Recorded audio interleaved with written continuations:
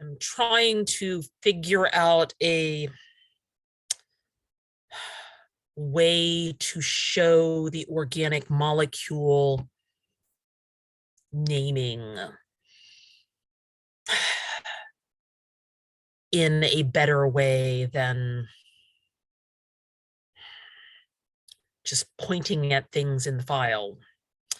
So I'm going to try using a clipboard and see if maybe that makes it more visual. Yeah, it's kind of a head scratching. I'm not sure how well this is going to work thing.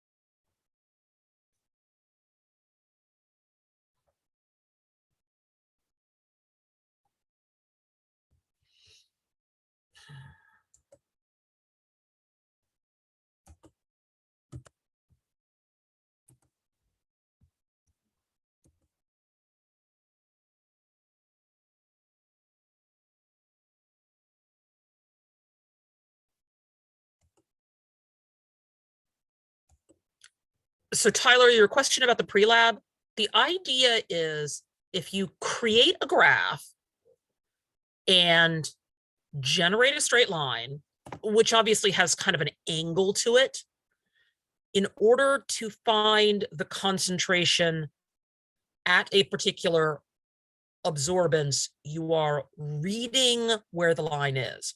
You go, okay, well, if it's at this absorbance, go up to that mark on your graph, go across, and then go down to the lower axes, which should be your concentration. And that should give you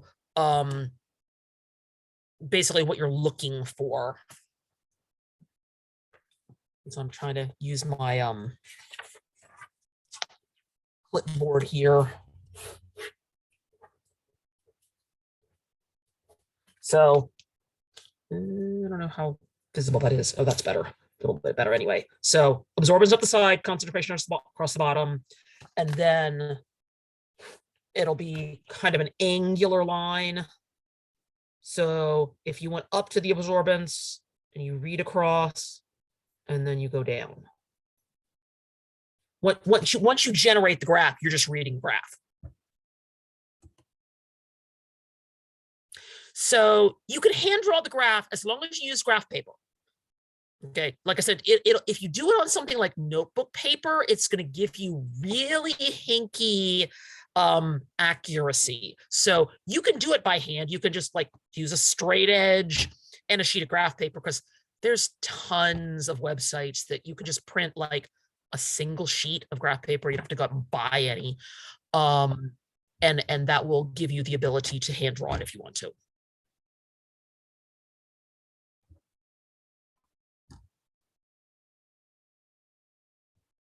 Since part of the goal on Thursday is to make sure that people are way more familiar with using Excel.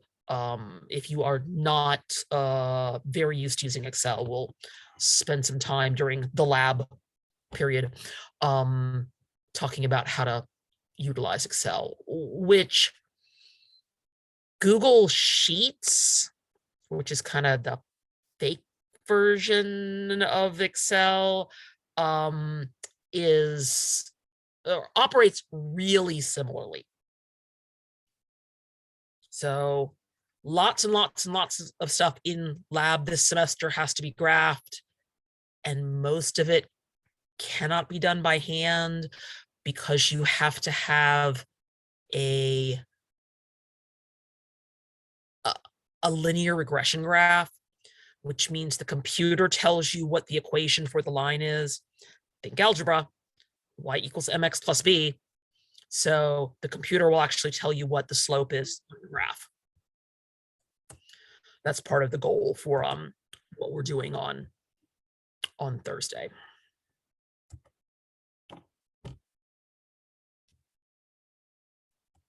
Professor, do you mind going over the homework? Because I was a little lost what's due today. I mean, I can pull it up and show it to you, but I'm not going to give you answers. Yeah, no, that's fine. I just wanted to see if I was doing it correctly. Let me figure out where I stuck my file for that.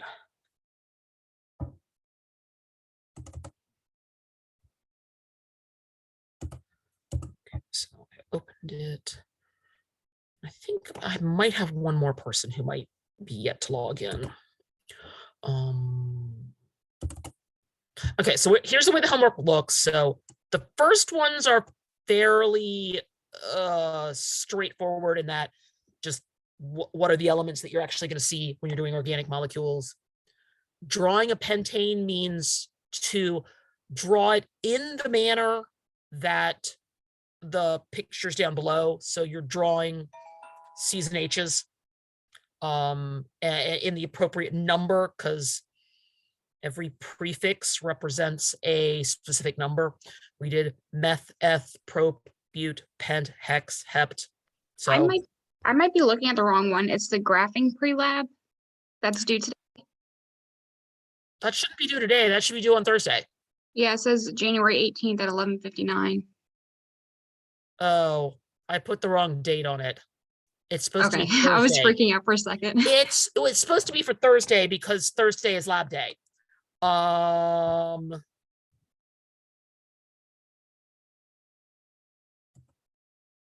Let me go back to the picture that the due date for homework will actually be on Thursday, because we will probably finish the stuff for organic tonight. The picture that I was showing Tyler, if I can get my, so it's like, do your graph, absorbance up the side, make your concentration go across the bottom. You'll have a bunch of little dots that are not quite exactly in a straight line. So take a straight edge and do your best estimate, and then draw your line. And then after you've generated the graph, look up the absorbance number that it tells you, go across, and then go down. Because, for instance, if it had absorbance of 0.6 and you go across and you go down, that'll tell you what the corresponding concentration is. Okay. The first half is generating the graph. The second, or the latter two questions at the end of the problem, at the end of the information, are reading the graph you just created. Perfect. Okay, thank you. Yeah, I need to go back and change that then. I put the wrong date on it. It was supposed to say Thursday, because Thursday is lab day for me this semester. So yeah, I obviously put the wrong date on it. So I'll have to go back and fix that. Pre-labs only apply to people who are registered for my lab class. If you have somebody else for lab, they may not, if they're not the pre-labs that are from the lab book, they may be something different. I know that Dr. McHugh has some different pre-labs that for the labs that are not in the lab book than I do. And I think Mr. Wheaton does also, but I'm not absolutely sure about that. So yeah, if you don't have me for lab, then you won't see that on your list. And yeah, I'm sorry that I put the wrong date on it. Yeah, this has been like I said, this was like never supposed to be all digital. It was like one week of digital, and then we were supposed to like kind of get it all sorted. So organic homework will, okay, if we finish it tonight, which we should, then you have 2 more days to finish it, because hopefully you started it over the weekend, and it will be due on Thursday for the homework for lecture. I haven't put a due date on it yet. It's loaded. It tells you how many points it's worth. There is no due date, because I wanted to make sure that I got finished with the information before I actually posted a due date for it. I also loaded the next homework set, but yeah, we haven't even started that chapter yet. Other questions? Yes. Okay. So for the draw of pentane, I just put all the C's lined up. I put 5 C's and put the H's around them. Was I not supposed Make to do it sure that you way? have the appropriate number of H's so that all of your carbons have 4 bonds. Okay. So And do I have? so, yeah, you can just draw it out as a chain and put all the appropriate pieces together. Okay. And for the 2 pentene, I got tripped up on that. So ENE means it has a double bond, Mhm. and the number tells you which carbon is one end of the double bond. You can either count from the left or you can count from the right. It actually doesn't make a difference. So you can number them 1, 2, 3, 4, 5, 6, etc. And when you hit carbon number 2, that's where you can put your double bond. Or if you have carbon number 3, that would be a 3 alkene. The number indicates where your double bond is. There are there are a couple of additional examples in the textbook, but they're not great. Okay. So I'll put C and then put a double bond and then put the other 4 C's. And with make single sure that bonds? you pay attention to your bonding in that carbons still cannot have more than 4 bonds. You can't have a carbon with 5 bonds. That is the most common mistake. Okay. Gotcha. So most of the ones that we're drawing out or naming are alkanes, alkenes, or alkynes. Yeah, we talked about the functional groups for all the other stuff, like aldehydes and carboxylic acids and amides, but those we are not naming. We are just looking at them and determining what their functional group is. Okay. Thank you. Other questions? All right. Let me talk about the examples that are in the notes, and I'm going to give you a couple more examples here. So the last little segment of the notes here talk about the rules for naming hydrocarbons. So one of the things that you have to pay attention to, and this is deceptive because the longest chain is not always the one that is straight across. Sometimes it is helpful to draw a loopy circle, and I have an example here. I'm going to show you on my clipboard here in a moment, to figure out which one is the longest one. Sometimes you want to start naming from, or numbering rather, from the left-hand end, and sometimes you want to number from the right-hand end. Do it however will give you the lowest number for any twigs or branches. The location and the name go out in front. You're optimizing your numbers. And sometimes you end up with more than one kind of twig, and then you have to alphabetize them. All right, so let's take a look at the first one here that is just a straight chain. So we've got butane. Bute means 4. So in this case, we have 4 carbons all linked together in a single continuous chain. It has no branches, and so there are no other parts to the name.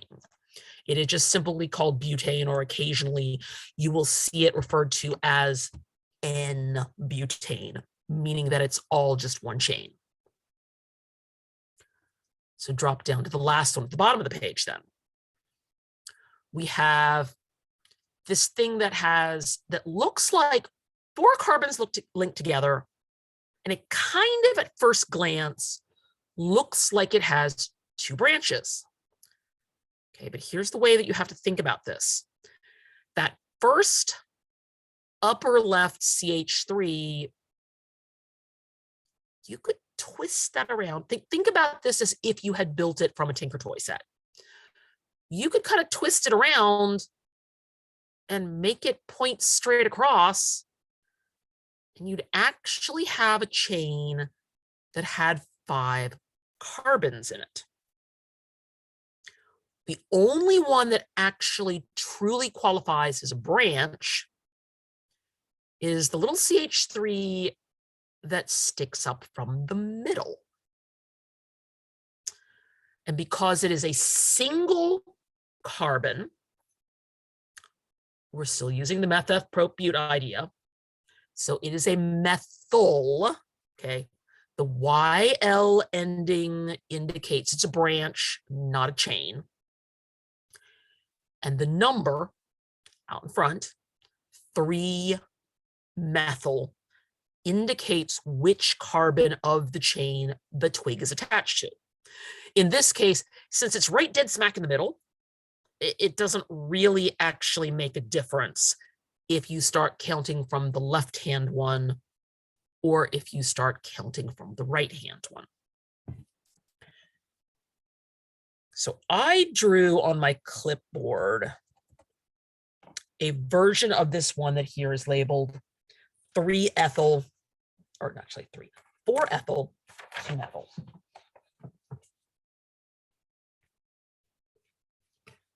So let me turn off my, all right. Trying to make this so that it doesn't glare super bad.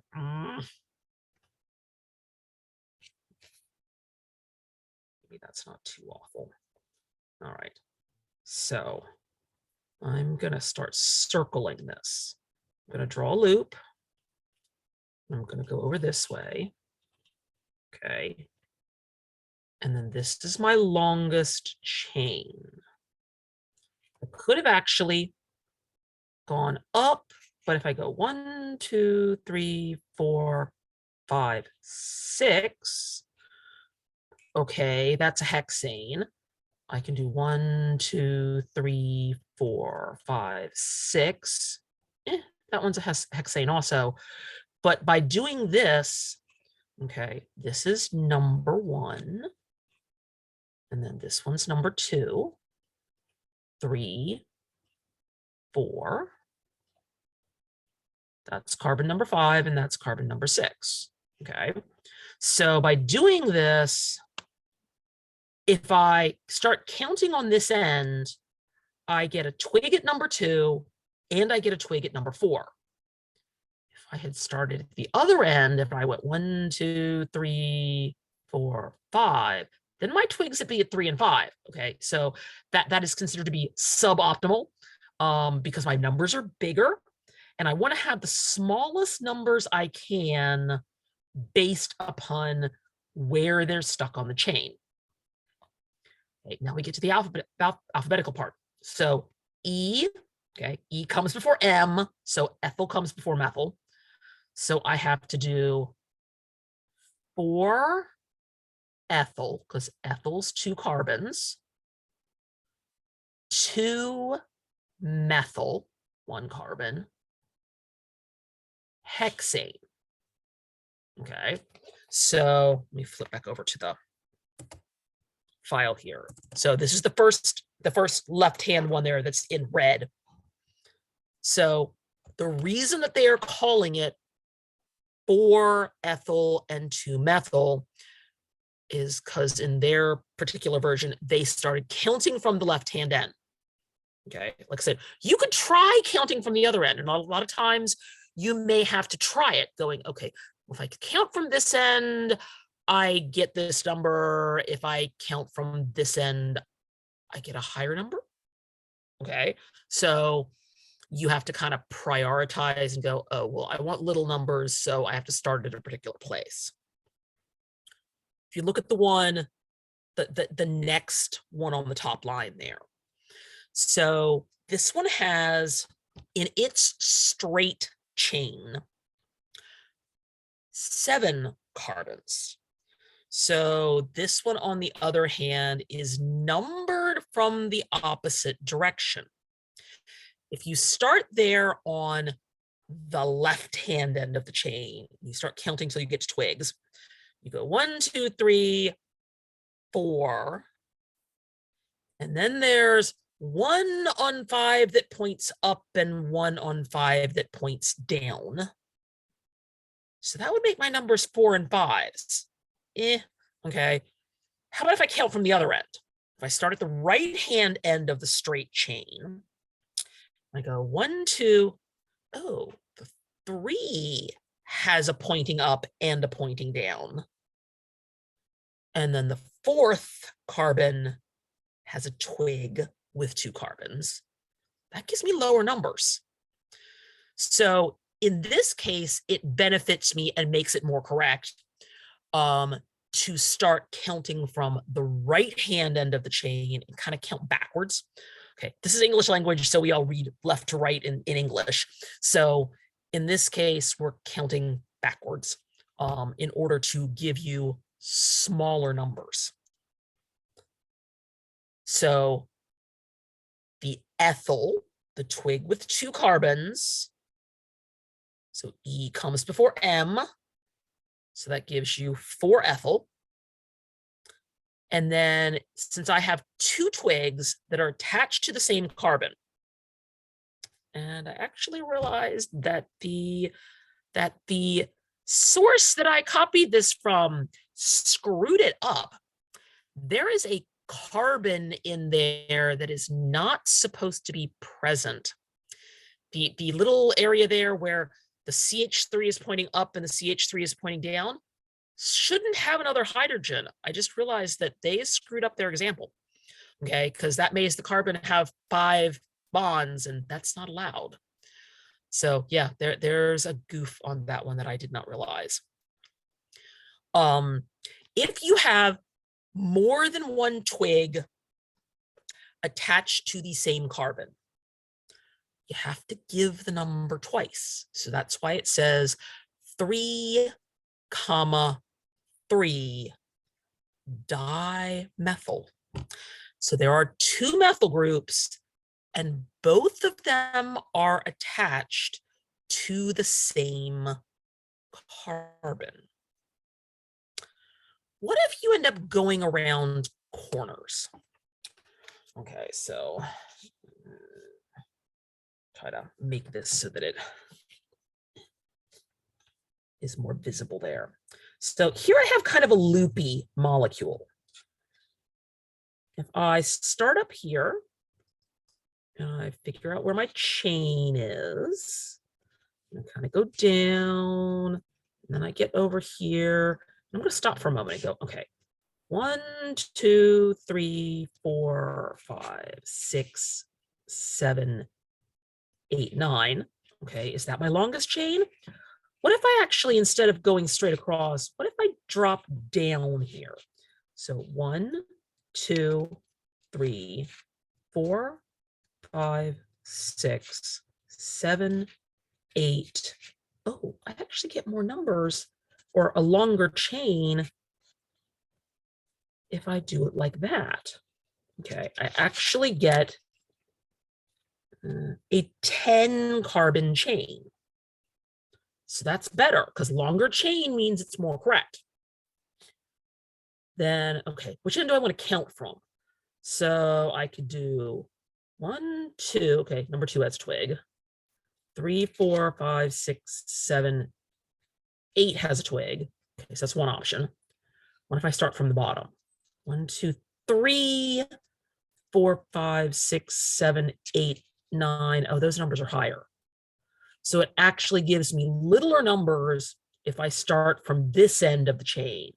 I get a 2 and a 1, 2, 3, 4, 5, 6, 7, 8. So a 2, 8 dimethyl decane.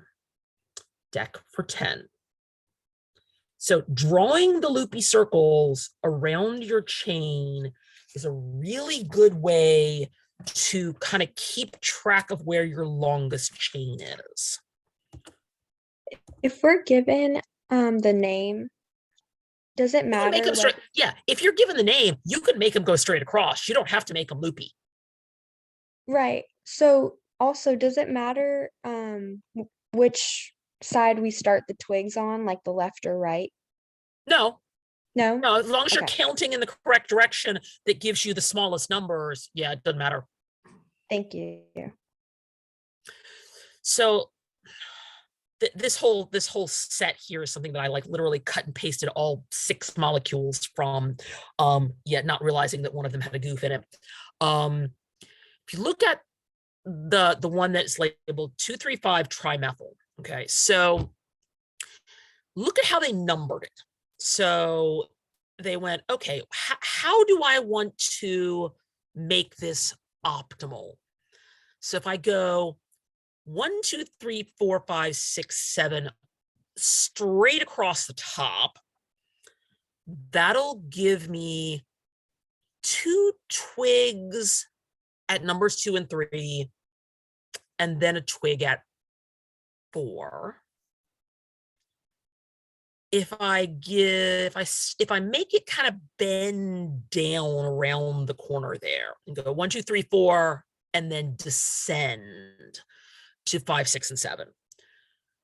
The problem with that is it gives me more things that have bigger pieces to it. So a propyl is 3 carbons, a butyl is 4 carbons.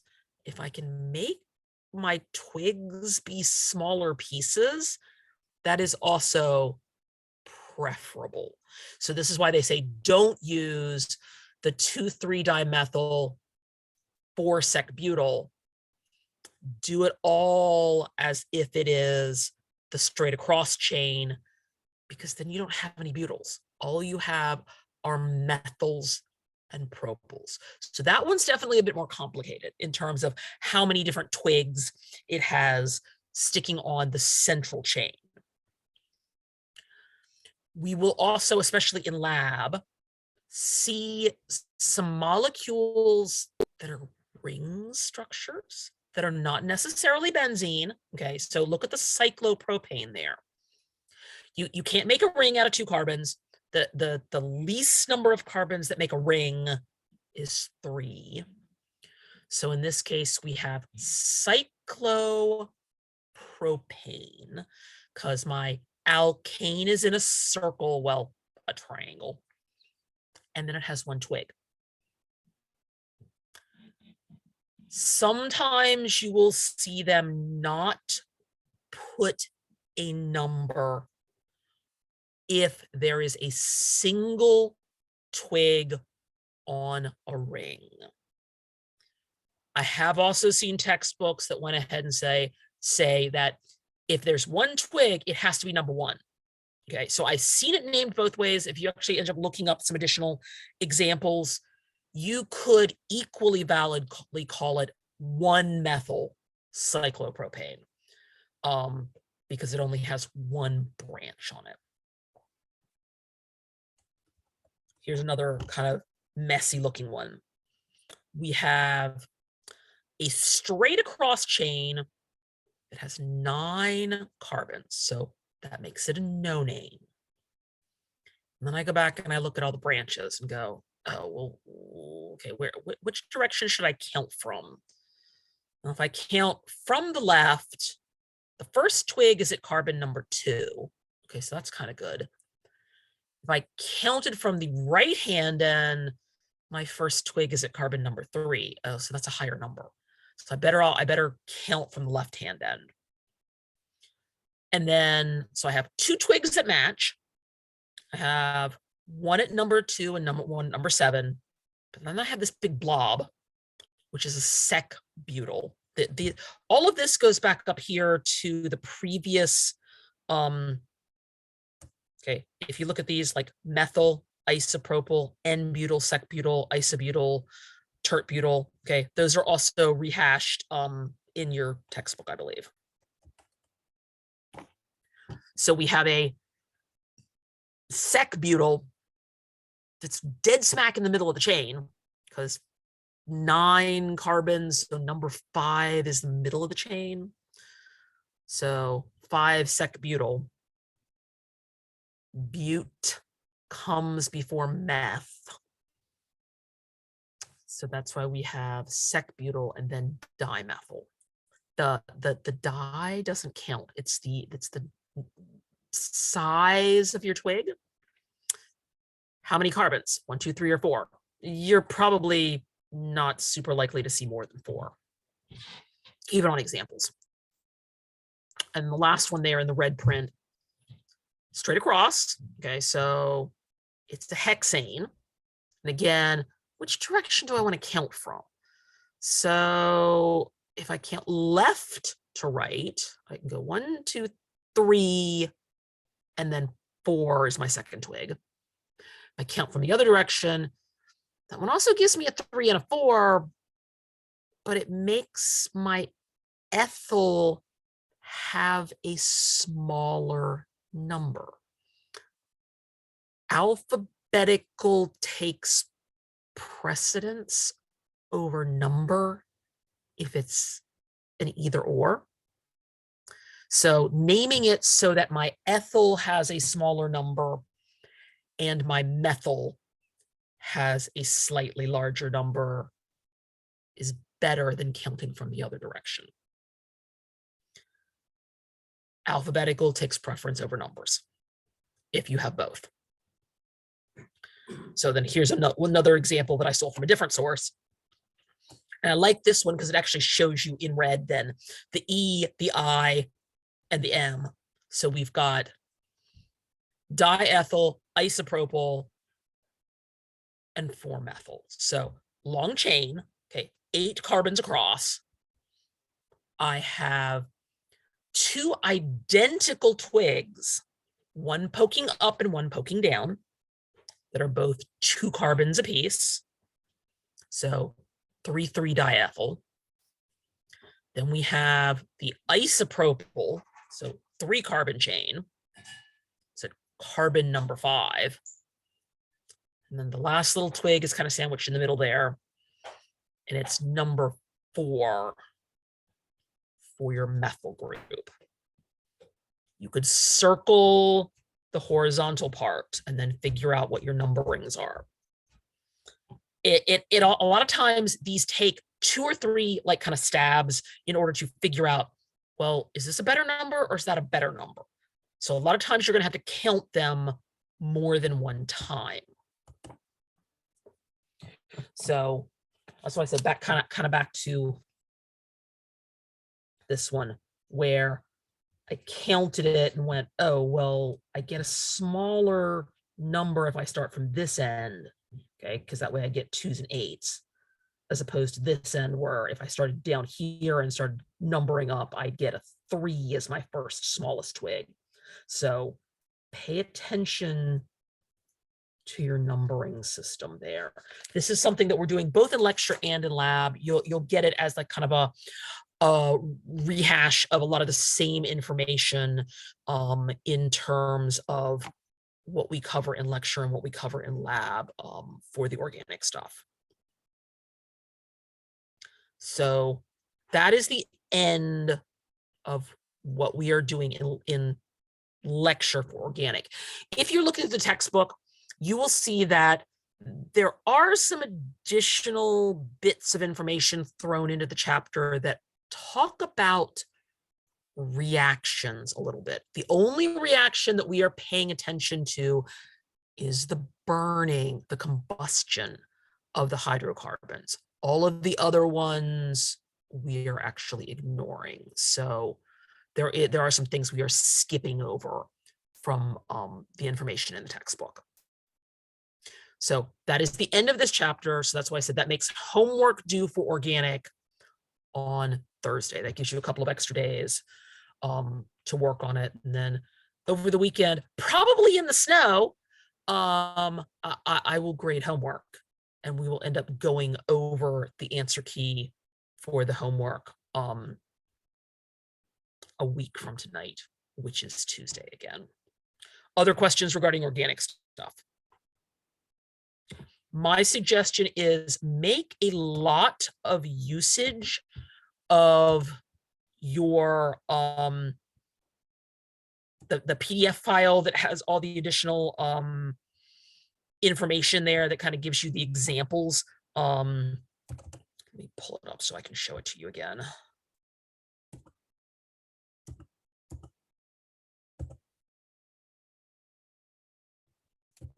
This is not different from what's in your textbook. You can't change up what they're called. The only difference is the way it's organized. I think that this particular presentation of all of the functional groups is a little easier to read through because it gives you, okay, here's the class, here's an example, here's what the functional group looks like all by itself. Here's a couple of words of description that talk about what the functional group looks like. So I kind of like their organization. That this is stolen from a different textbook. But I had my husband help me do a scan of it because I just kind of like the organization for it a little bit better. Definitely make use of this as well as notes in your textbook when you are trying to identify functional groups and that sort of thing.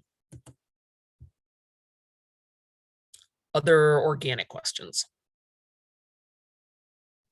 I have a question about something on the homework. Okay.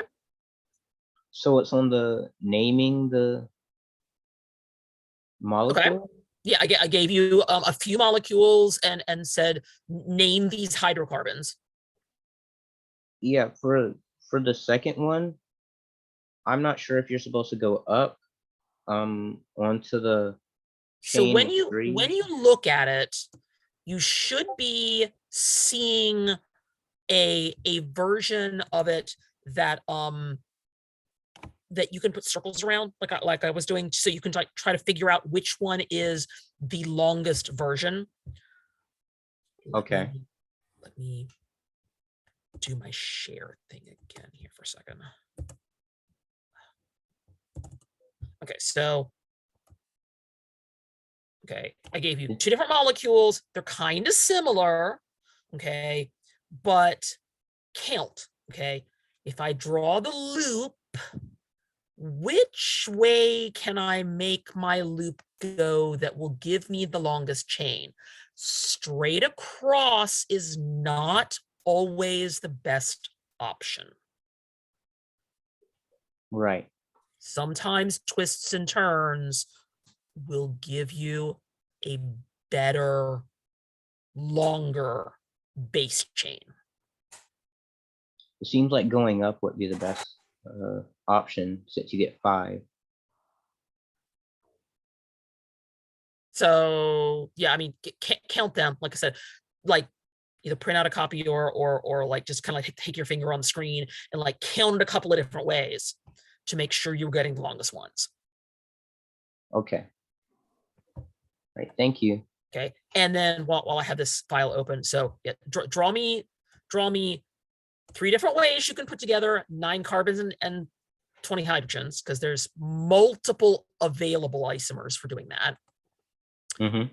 Draw me a cis and a trans, okay? Because remember, keep in mind that your trans alkene has to have 2 identical pieces that are on opposite sides of the double bond, whereas the cis has to have the matching parts on the same side.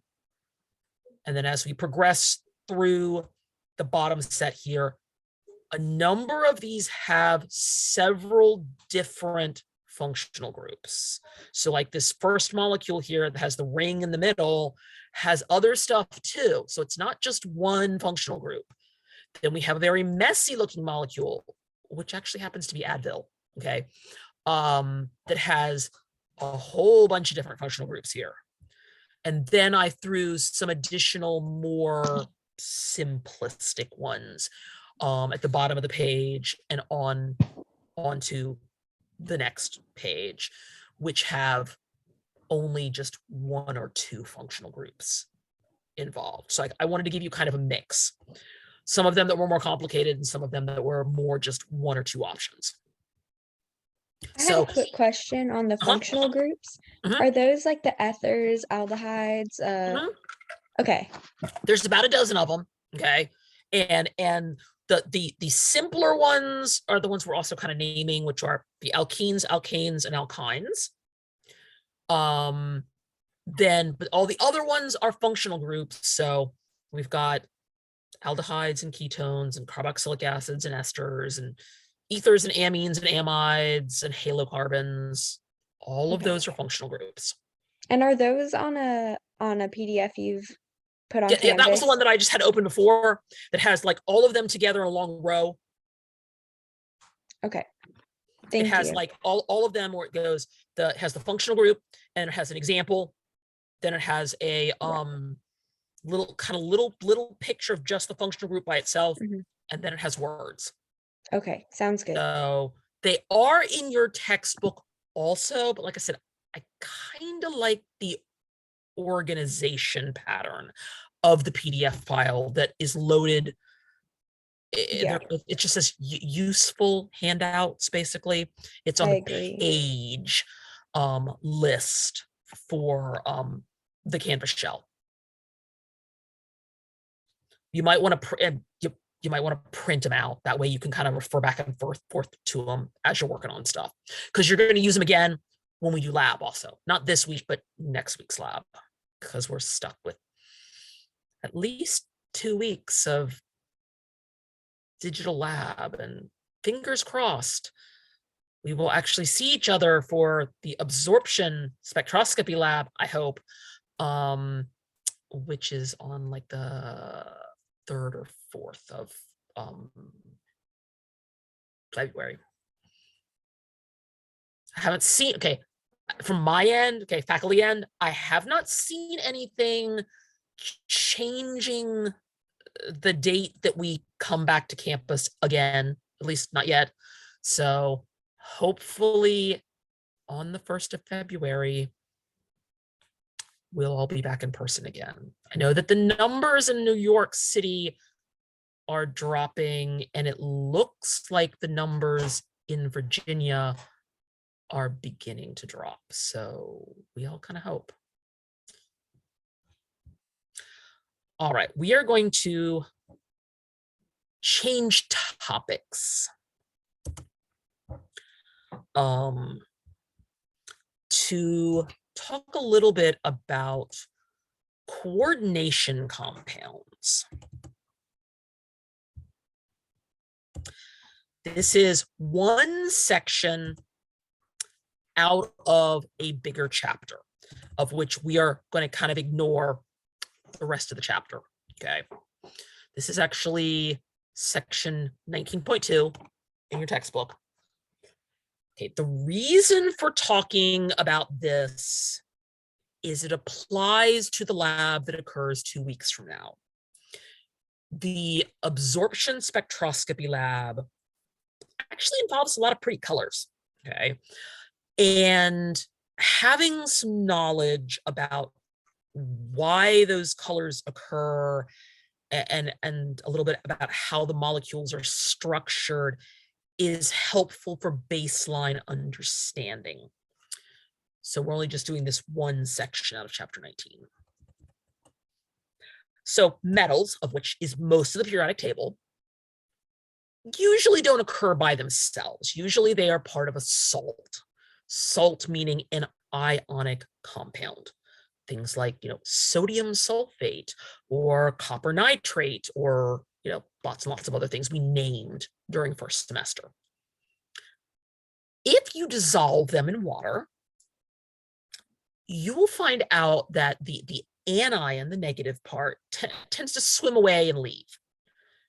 The metal part, being positively charged, because metals always like to be positive, tend to attract things. Water molecules stereotypically being one of those things. So think about how the water molecules are constructed. Your water molecule is kind of like a B shape. It's got the oxygen in the middle and the hydrogens on each side. But it also means that your oxygen has some extra electrons, some unpaired electrons that are kind of negative. And so the negative charges kind of get oriented so that you have all your little V-shaped water molecules kind of oriented so that the pointy end, the oxygen end, gets close to the metal, but then the legs, your hydrogen ends, kind of poke outward. Okay? And a lot of times, depending upon whether it's water or other similar molecules, you get color changes. Okay, so one of the molecules that one of the metals that we're going to be looking at in that particular lab is nickel. So nickel chloride, if you took lab on the Norfolk campus, you might remember that nickel chloride, when you looked at all the little vials of samples about mid-semester, is a shade of green. Okay, if you dissolve it in water, it makes it this nice kind of sea green color. And what happens is, since the nickel is attracting multiple molecules of water, in this case 6, you get something that is often referred to as coordination compounds.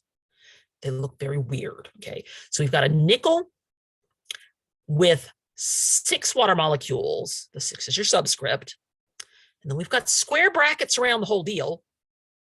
We've got little +2 because the nickel is still positive. This is known as the coordination compound. And like I said, there's something that we see in the absorption spectroscopy lab, and you'll also see them again several times in other spots through the semester. If you had the solid version, like I said, back in the metathesis lab, if you did Chem 111 on our campus, we have this set of 40 little jars that everybody looks at and makes notes about, like colors and things like that. So nickel chloride with 6 water molecules attached to it that's not dissolved in water is a hydrate. Once you get it dissolved, okay, it doesn't significantly change color, it's just now very liquidy. What if you use something that wasn't water? So here we have nickel in this picture stuck to different things.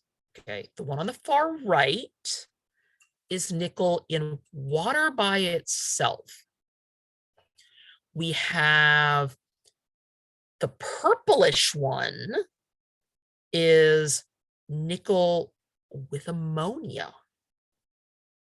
And then we have 2 other versions, which I couldn't find documentation for. I suspect that the blue one is something that's had a little bit of base added to it. And I suspect the yellow one has had a little bit of acid added to it to kind of change your colors there. But I couldn't find direct documentation for that. So I won't guarantee you that that's exactly how they did that particular set of colors. So looking at the water-based one up above here, you can see we've got two different pictures, but they're all kind of oriented the same way. Like the oxygen is the pointy end that's close to the metal, and then the legs are pointing outward.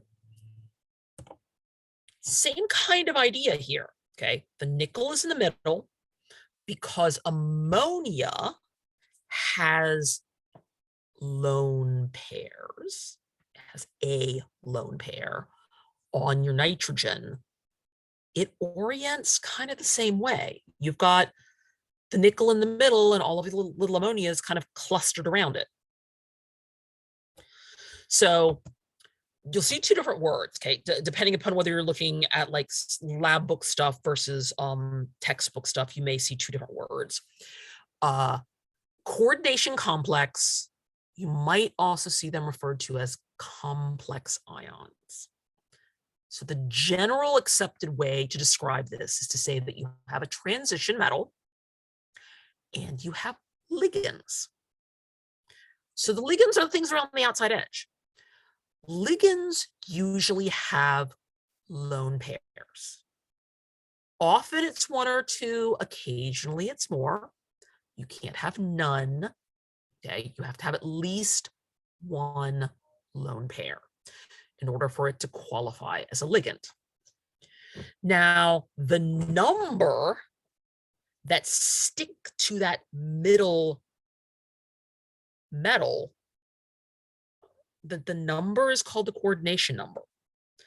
You will generally see numbers that vary from 2 to 8. Okay, so they're not always 6. Okay, sometimes you can have some fairly big molecules attached, of which there might only be 2.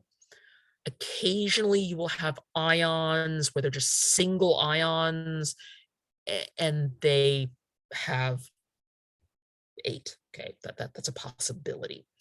It varies depending upon all of those things there. Okay, this is all just baseline stuff that we're not going to spend a lot of time with, but we are covering it because you are going to see it several more times during the semester, especially in relationship to lab.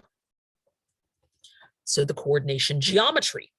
Okay, remember molecular geometry. We had things like octahedral and tetrahedral and other variants. So sometimes you will see some mentions of coordination geometry.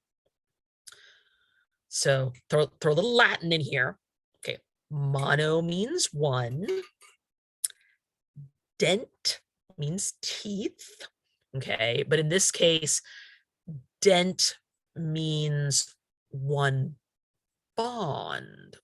So monodentate, sometimes called unidentate in a few textbooks I've run across, means that there's one spot where your metal sticks to your ligand. Sometimes, if you have a big ligand, they will call them chelating agents. And also you may find ones that are bidentate.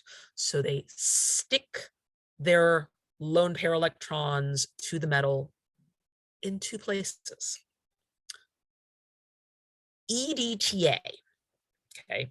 EDTA, ethylene diamine tetraacetate, it sounds like a real mouthful there, is used in so many different things. If you read labels on heavily processed food, things like salad dressings, Twinkies, candy bars, things that have a lot of processing to them, they will often also say contains EDTA. Weirdly, you will also sometimes find EDTA in cleaning products. The reason is that because no matter how it's being used, it is being used to stabilize the ions of metal that are in your substance. So in this case, this giant, complicated looking molecule actually makes 6 bonds. There is an additional picture in your textbook, I believe, that shows you a slightly more 3-dimensional version of the EDTA, so you can go back and have a look at that if you like. We're going to talk about the naming of them just for a moment here. Okay, this is not something you are going to have to do. Unlike you have to do a little bit of naming for the organic stuff, this is just so that you know kind of where some of this stuff comes from. So when you're naming coordination compounds, yeah, it's kind of even worse than organic. They've got a cation part of the name, an anion part of the name, ligands part, and then they kind of changed it all up and changed some of the vowels, okay? Things that we saw in first semester that tended to end in ITE and ATE, so those really haven't gone away. But if you make them part of a coordination complex, they change the letter on the end to an O. Same thing also gets done with things that used to end in IDE. So chloride and cyanide become chloro and cyano. You'll also run across some aqua and amine spelled with 2 M's, okay, as well as carbonyl, which is a word that we also saw in the organic stuff.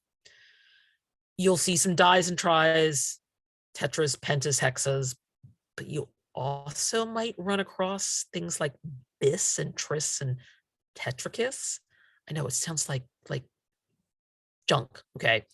All of this is stuff that the deeper and deeper and deeper you get into chemistry, you might run across some of these. So I just pulled a few examples just so you'd have a few to look at.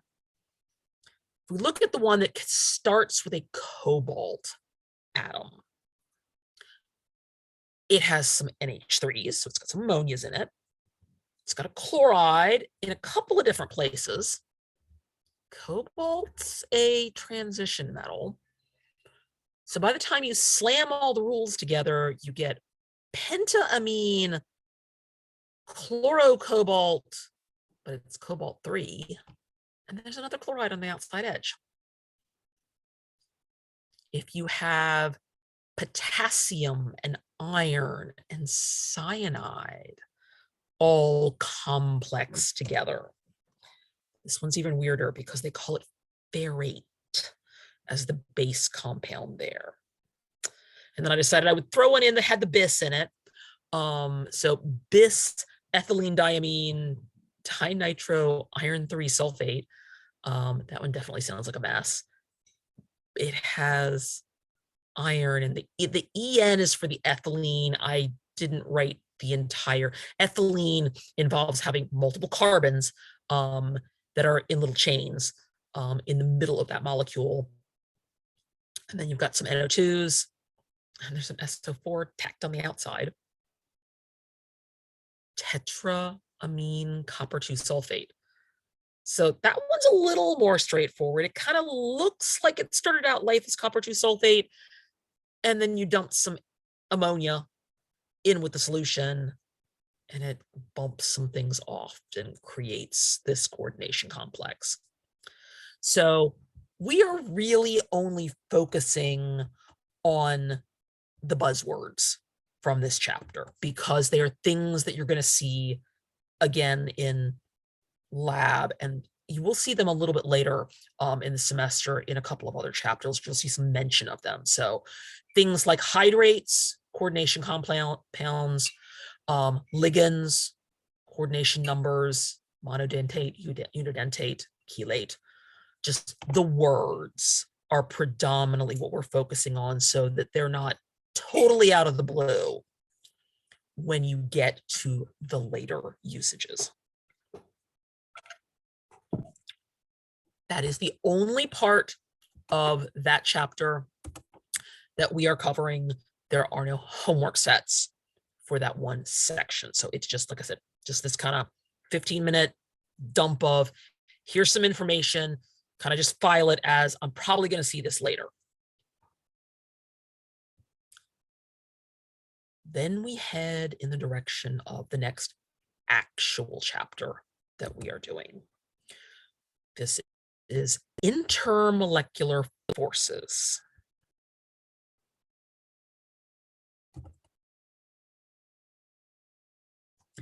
I want to do a couple of sections tonight so that we kind of stay on track.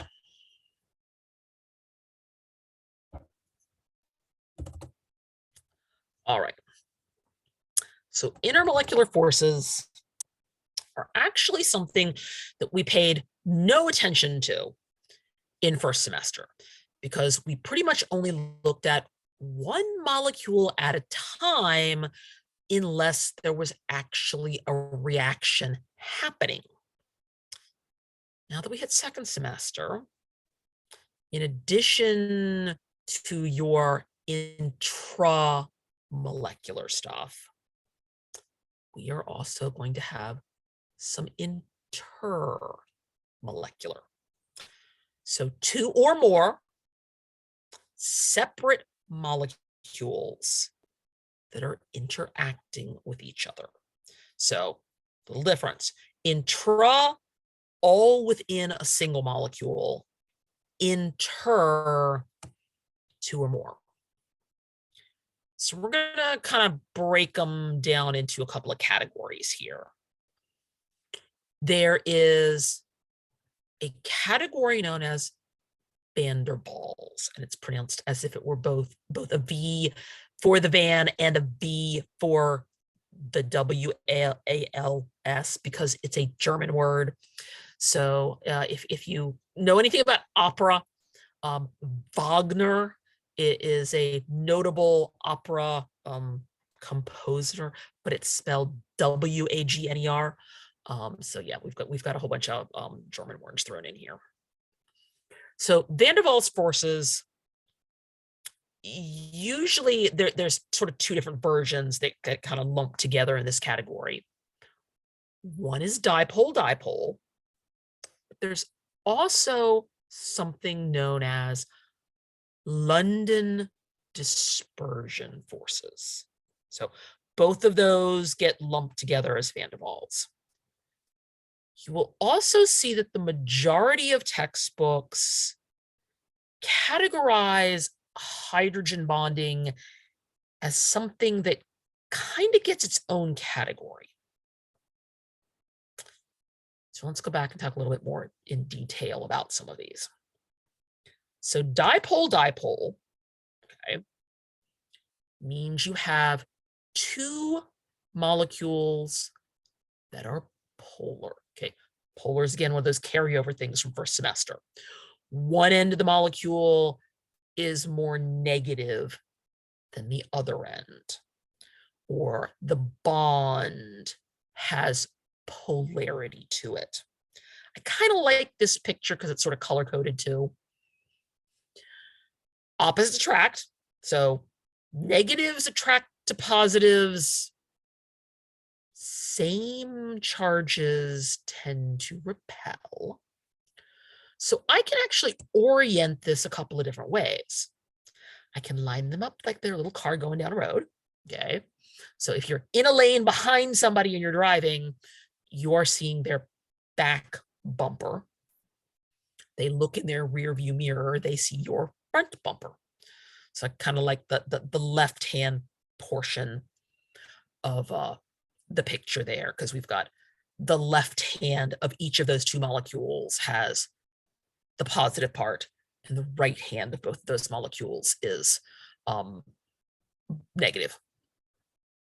Well, what if instead of follow along behind each other, what if they actually kind of parked beside each other in opposite directions?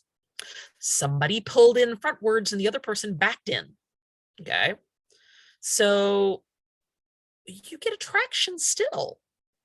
You get, looking at the second little diagram there, we've got the left-hand molecule having the upward part be negative, but since its buddy next door is parked backward, it's being attracted to the positive end. And then you look at the lower portion of that diagram, again, you've got the negative on the right-hand side, the positive on the left-hand side there. We've still got that whole opposites attract thing going. The bigger the difference in the charges, electronegativity, again, a carryover between chapters. The bigger the difference, also sometimes referred to as the dipole moment, the stronger the force. If you have a really big difference in your electronegativity, you're going to get more attraction. If you have a really wimpy difference, not so much attraction. But dipoles in the world of attractions are kind of wimpy, okay? Things from last semester. covalent bonding, ionic bonding. Dipole is about 1% as strong. And like many lapovers between chemistry and physics, if they are far apart, they get even weaker. So we know that gas molecules tend to be further apart from each other. So dipole-dipole interactions in gases are kind of almost not there at all. They're almost non-existent. Let's look at some number values here. So covalent in terms of attractions is really pretty up there, okay? If you want to break apart a bunch of covalent bonds, you need about 50 to 100, and the reference that I was looking at was in calories, not joules. So 50 to 100 kilocalories if you want to break a mole's worth of those bonds. Hydrogen bonds, which we're going to circle back to here eventually, are about 1/10 as strong as the covalents. Then we've got another order of magnitude, roughly. Dipole-dipoles are another 10-fold smaller. The London dispersion, okay, look at the numbers. There's a little bit of overlap.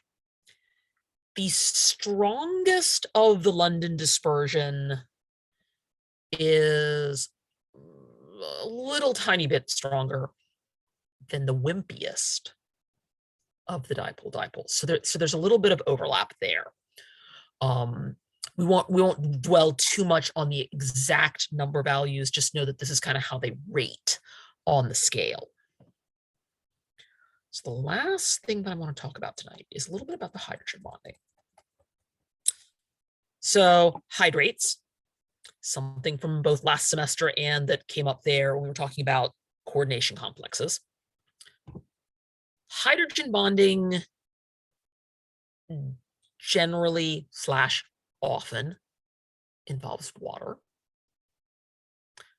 But more specifically, it involves hydrogens stuck to oxygens, nitrogens, and fluorines. So things that have pretty up there electronegativity values. Fluorine is king of the electronegativity. It is the electron pig because it always has a 4.0 value on the electronegative scale. So what if I start snuggling a bunch of water molecules up next to each other? Okay. All of the oxygens will get attracted to the hydrogens of their neighboring molecules. So you get this whole kind of interaction thing going because you've got lots and lots of water molecules in your beaker together, and they're all kind of attracting each other. And as we were looking at the numbers there, hydrogen bonding in the world of attractions is a little bit up there. Okay, it's not as good as covalent, but it's up there a ways. In the world of intermolecular stuff, it's got some oomph to it. Why do we care? Okay, one of the things that is super relevant to biology is that water molecules, okay, think about molar mass, something from first semester. Water molecules are little. 1 oxygen and 2 hydrogens gives you 18 grams per mole, which, if you think about it only from the molar mass point of view, you would think that water ought to boil maybe at about 35 Celsius. You know, it boils at 100 Celsius.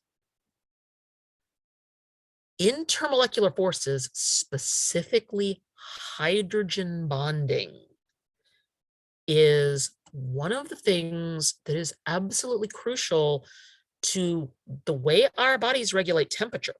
Okay. Granted, it's not hot outside right now. We're heading close to if I look at the bottom of my screen, it claims it's 39 degrees outside.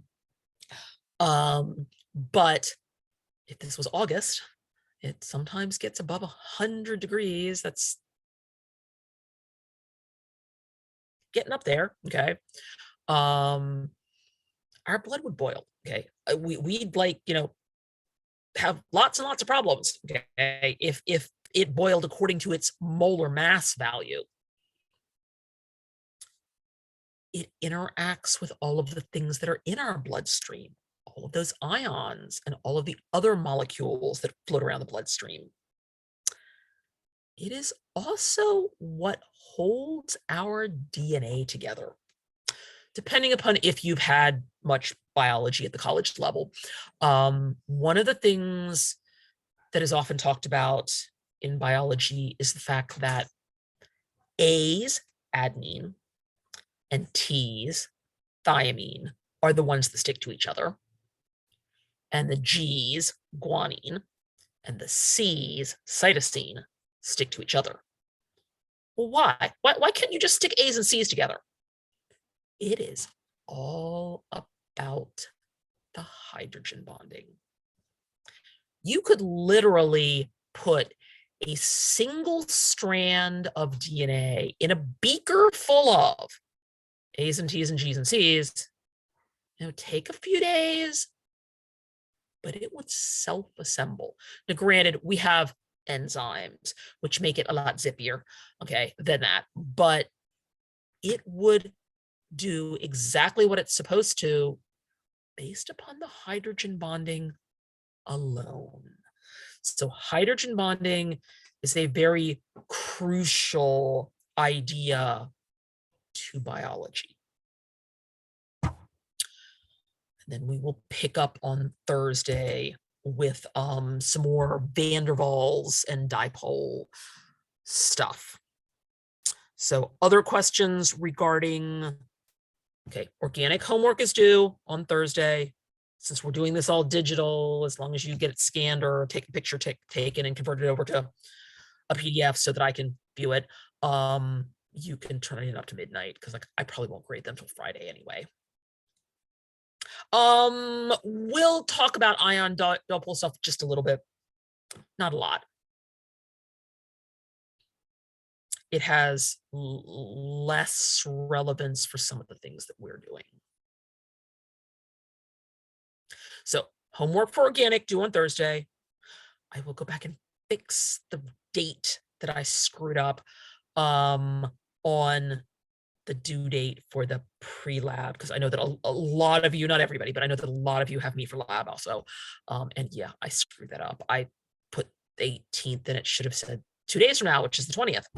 I will also put a separate link in the shell for lab for Thursday. We're going to spend a lot of time talking about graphing, how to use Excel. Be aware that if you use your student account email, you can download a student copy of the Microsoft package so that you don't have to go out and buy Excel. You can actually just download it and it has all the basics.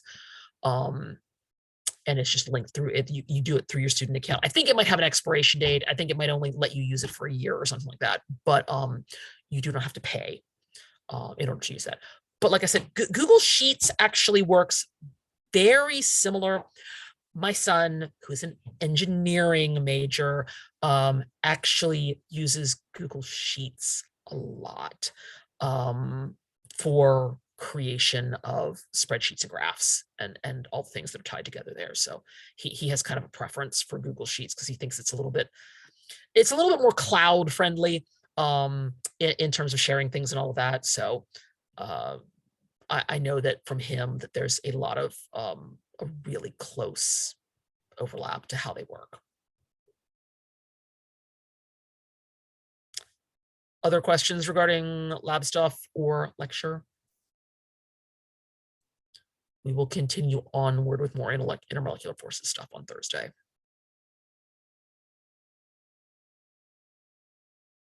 Otherwise, I will see you on Thursday. See you Thursday. And we'll all see whether or not we get snow. Yeah.